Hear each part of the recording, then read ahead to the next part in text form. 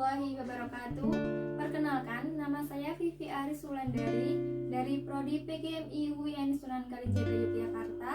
Di sini saya akan membahas tentang ilmu Tari Al-Ruwah dan ilmu Jarh wa Ta'dil untuk memenuhi tugas studi ilmu hadis. Baik, di sini yang pertama kita akan membahas tentang ilmu Tari Ar-Ruwah. Nah, ilmu Tari Ar-Ruwah itu terdiri dari dua kata. Yang pertama adalah at-tarikh, yang artinya itu adalah sejarah. Yang kedua itu ar-ruwah, bentuk jamaknya dari kata rawi, yang berarti itu para rawi. Nah, ilmu Tari Ar-Ruwah ini mempelajari tentang kelahiran rawi, tentang tempat lahirnya rawi, tentang bagaimana rawi itu mempelajari hadis, di mana tempatnya, dan keadaan masa tuanya, dan semua yang berkaitan dengan para perawi hadis. Selanjutnya, urgensi ilmu Tari Ar-Ruwah itu adalah membahas tentang periwayatan hadis yang nantinya dapat menentukan status sanad hadis. Selanjutnya adalah objek kajian ilmu Tari Ar-Ruwah. Nah, objek kajiannya itu adalah semua tokoh dan biografi yang terlibat di dalam persoalan hadis. Metode ilmu Tari Ar-Ruwah itu ada 7. Yang pertama itu ada nama lengkap, nama samaran, dan nama panggilannya. Yang kedua itu tempat lahir dan wafatnya perawi. Yang ketiga itu ada guru-guru para perawi. Yang keempat itu masa para perawi mulai mendengarkan hadis. Yang kelima, tempat tinggal dan negerinya para perawi. Yang keenam, masa dan tempat perantauannya para perawi. Yang ketujuh, orang-orang yang meriwayatkan hadis dari para perawi. Sedangkan contoh ilmu Tari Ar-Ruwah itu terdapat di buku Ummul Hadis. Nah, ini bukunya saya bacakan. Tentang contohnya itu Ufair bin Ma'dam Al-Kilaili bercerita, Umar bin Musa pernah datang kepadaku, lalu kutemui ia di masjid. Kemudian ia berkata, telah bercerita kepada kami guru kalian yang soleh.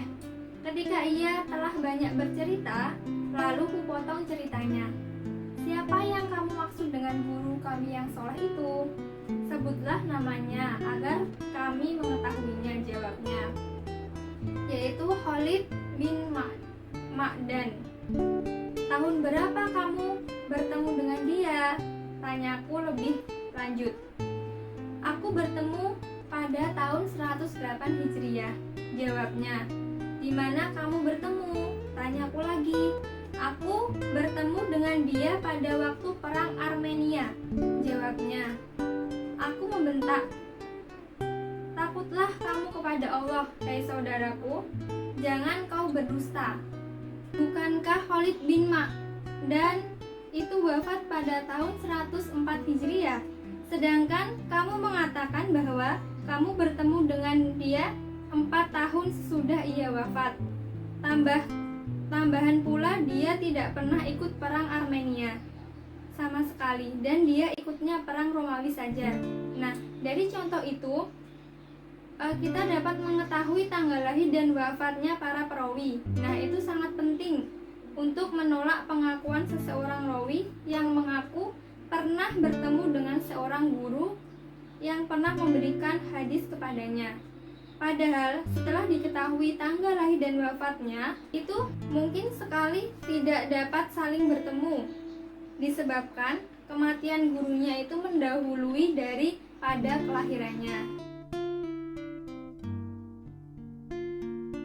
Yang kedua, kita akan membahas tentang ilmu Jarh wa Ta'dil.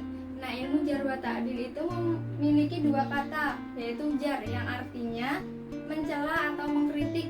Yang kedua itu ta'dil, yang artinya itu memuji perawi. Jadi, ilmu Jarh wa Ta'dil itu ilmu yang mempelajari tentang baik buruknya para perawi, yang bermuara pada penerimaan atau penolakan terhadap riwayat yang disampaikan. Yang selanjutnya adalah urgensi ilmu Jarh wa Ta'dil. Itu untuk mengetahui dan menetapkan keadaan perawi.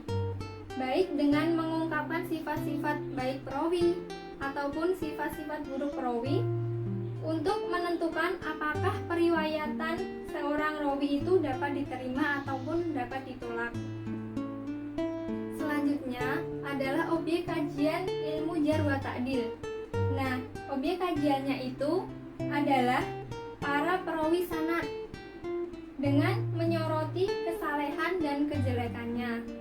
Selanjutnya adalah metode ilmu jarh wa ta'dil, itu ada 6. Saya bacakan. Yang pertama itu bila seorang periwayat dinilai terpuji oleh seorang kritikus dan dinilai tercela oleh kritikus lainnya, maka yang didahulukan adalah sifat terpuji dan sifat baiknya. Yang kedua itu adalah jika seorang periwayat dinilai tercela oleh seorang kritikus dan dinilai terpuji oleh kritikus lainnya, maka yang didahulukan adalah sifat yang dinilai celaan.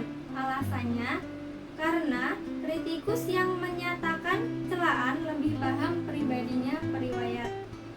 Yang ketiga, apabila terjadi pertentangan antara komentar atau kritikan yang memuji dan mencela, maka yang harus dimenangkan adalah komentar yang terpuji, kecuali apabila kritikan yang mencela disertai penjelasan akan sebab-sebabnya. Nomor 4, apabila yang mengkritik adalah orang yang tidak siqah, sedangkan yang dikritik adalah orang yang siqah, maka kritikan yang tidak siqah itu ditolak. Alasannya, orang yang bersifat siqah dikenal lebih berhati-hati dan lebih cermat daripada orang yang tidak siqah. Yang kelima, itu adalah apabila nama periwayatan mempunyai kesamaan atau kemiripan dengan nama periwayatan lain, lalu salah satu dari periwayatan itu dikritik dengan celaan, maka kritikan itu tidak dapat diterima, kecuali telah dapat dipastikan bahwa kritikan itu terhindar dari kekeliruan akibat dari kesamaan dan kemiripan dari nama tersebut.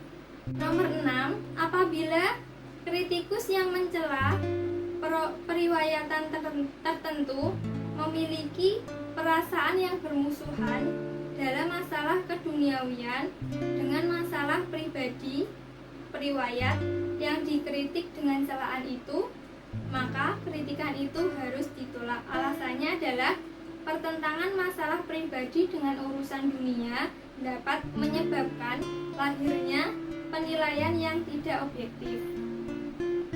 Selanjutnya, contoh ilmu jarh wa ta'dil dalam bukunya Dr. Haji Marhumah dalam Ummul Hadis itu dijelaskan bahwa salah satu contohnya adalah tentang penilaian yang diajukan kepada ayahnya Ali Al-Maldini. Pernah suatu ketika seseorang laki-laki bertanya kepada Ali Al-Maldini tentang kualitas ayahnya. Ali hanya berkata, "Tanyalah pada orang lain." Namun laki-laki yang bertanya tersebut ternyata masih belum puas dengan jawaban yang diberikan oleh Ali. Ia menginginkan Ali Al-Maldini sendirilah yang menjawabnya. Kemudian Ali Al-Maldini menundukkan kepalanya sejenak dan kemudian mengangkat, lalu ia berkata, "Ini masalah agama. Dia, ayah Ali Al-Maldini, itu doif atau lemah." Seperti itu contohnya. Demikianlah yang dapat saya sampaikan. Kurang lebihnya saya mohon maaf dalam hal penyampaian baik dalam tutur kata, bahasa, dan penggunaan diksi atau kata. Semoga ilmu yang saya sampaikan bermanfaat bagi yang menonton dan bermanfaat bagi diri saya sendiri. Untuk itu saya undur diri. Terima kasih. Wassalamualaikum warahmatullahi wabarakatuh.